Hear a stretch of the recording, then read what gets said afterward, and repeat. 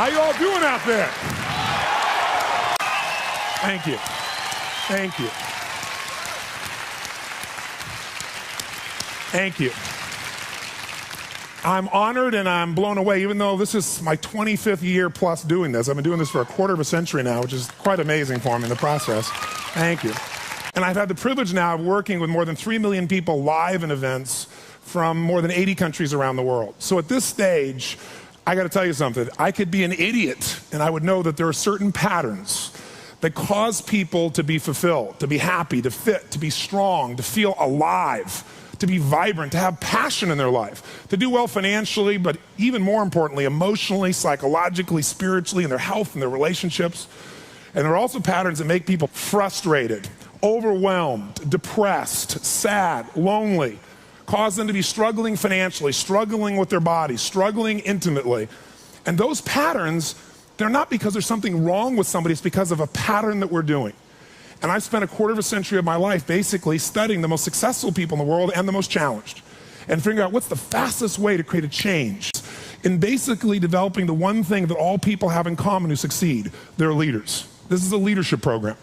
Because I don't care what style you are. I don't care if you're a mom. If you're a great mom, you lead your child. You're not led by your child.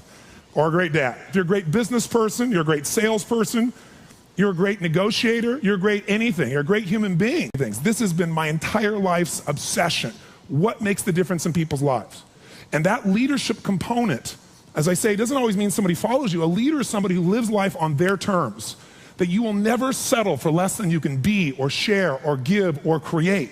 It's not what we get that makes us happy, it's who we become. How we live our life, who we are as a person. People can take away all the things, but who you become, no one can take away. And the problem is most of us are trying to be something we're not. And it isn't so much about change, about changing yourself. The change happens when you be yourself. Know thyself, that's the hard part for most people, and then be thyself. Because most of us in our lives, out of our desire for respect or achievement or love or connection or something, we've been trying to be the way we think we'd have to be in order to get that love, respect, appreciation, whatever it is we've been after at some unconscious level. And we've been doing it so long that we think that this is who we are. Because success without fulfillment is failure.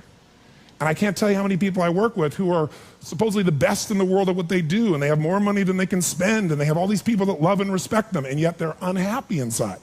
Because if you want to know what's really you, where you're going to be alive is when it's really you. And you may even think you know who you are because you've been living a certain way, but I'll tell you how you'll know. You'll feel euphoric, you'll feel strong, you'll feel unlimited, you'll feel free. I have seen, out of 3 million people around this earth in 80 countries, I've seen just about anything you can see, and there are only so many patterns.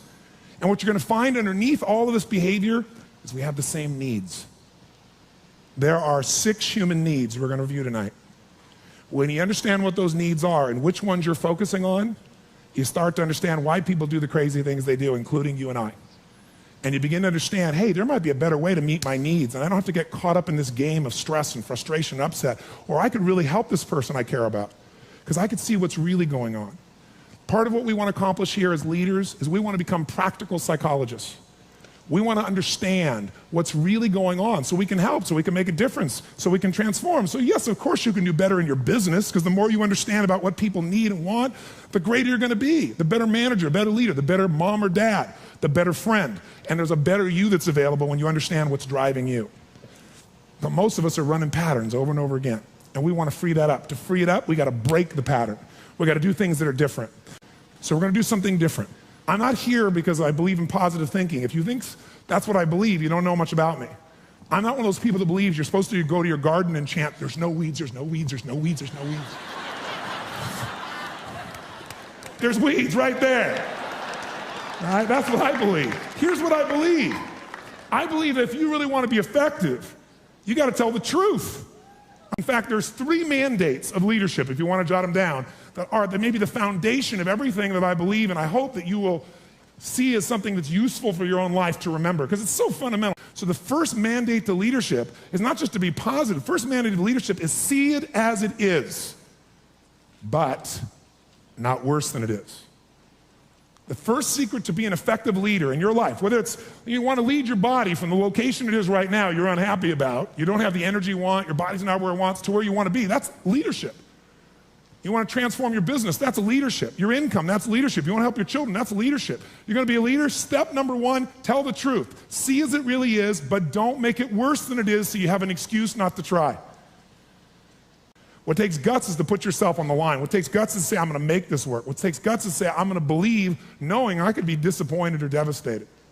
But you know what? Disappointment's a good emotion if you learn how to use it. Anybody can see it as it is and maybe be honest, but here's the real secret. Can you come up with a vision? Step two is see it better than it is. That's part of what we're going to do this weekend. Seeing it as it is, you got to be honest.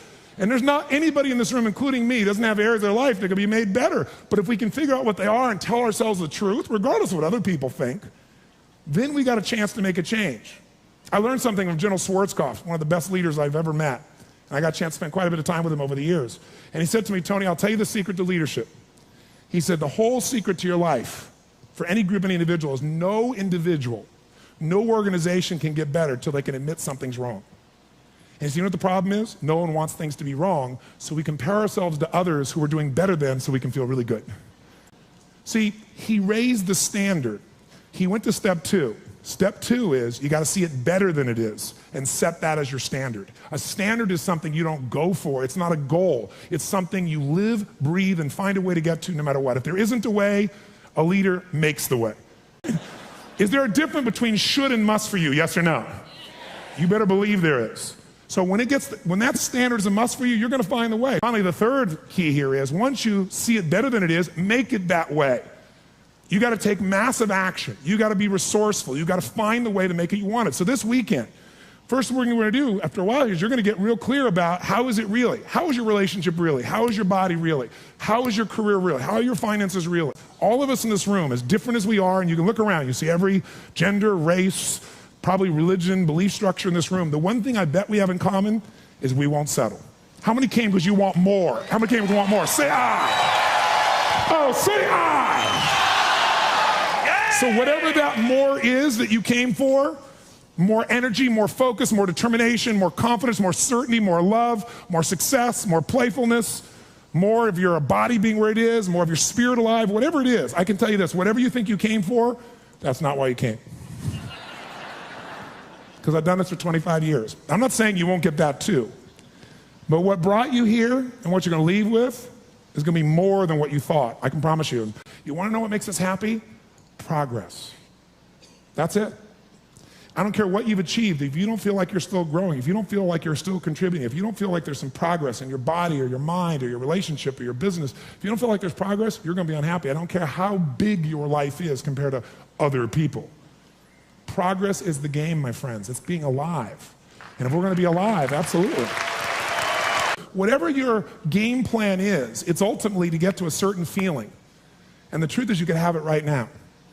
This next few days is the beginning of that path, and we want to take it to a whole nother level. And let's start now.